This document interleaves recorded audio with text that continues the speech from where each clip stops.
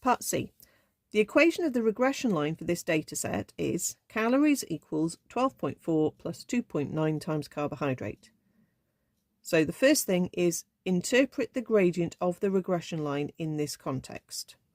So the gradient is the number that's timesing the bottom axis, which is like our x would be normally. Okay, so the gradient is 2.5. So that basically means that for every gram increase in, or we can put 1 gram increase in carbohydrates,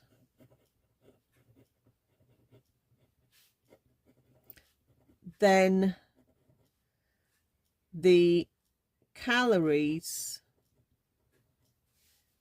increase. Now you must put in the qualifying statement on average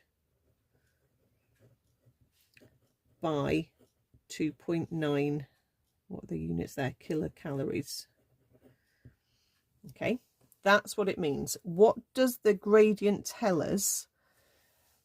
It's basically saying every time you move across 1 unit in the x-axis, you're increasing by approximately 2.9, on average 2.9. It's not a set jump every single time of 2.9 because your points aren't beautifully fitting the scatter graph line of best fit, but you can say on average.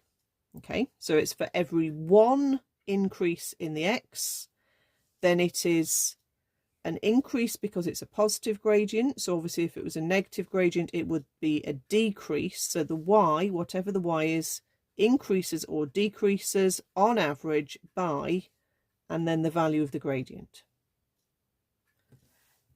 Part 2, it says explain why it is reasonable for the regression line to have a non-zero intercept in this context. Because sometimes when your x variable is 0, it kind of is an impossible situation. Like if you're trying to dissolve something in different temperatures of water, when x is 0, you've got a block of ice, so nothing would dissolve. So you have to think about this. But in this case, you could say it is reasonable for the y-intercept to be 12.4, because that could be when you have a fruit that has 0 carbohydrate. Now, I'm not a biologist. I've no idea whether such a fruit exists, but I'll be quite happy to believe someone who tells me it does exist. So I could perfectly well accept that it's reasonable for a fruit with 0 carbohydrate to have 12.4 calories. Okay, that's all. So it's not unlikely, or it is possible, let's say,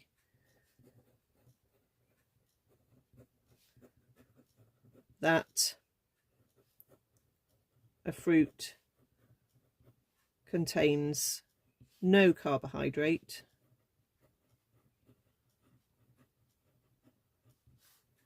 and in this context the non-zero intercept tells us that fruit with no carbohydrate should have, I'm not saying it definitely does, it should have 12.4 calories. Okay, so sometimes the 0 situation for where the line intersects the vertical axis is not a possible situation, but here it potentially could be. So it's not unreasonable.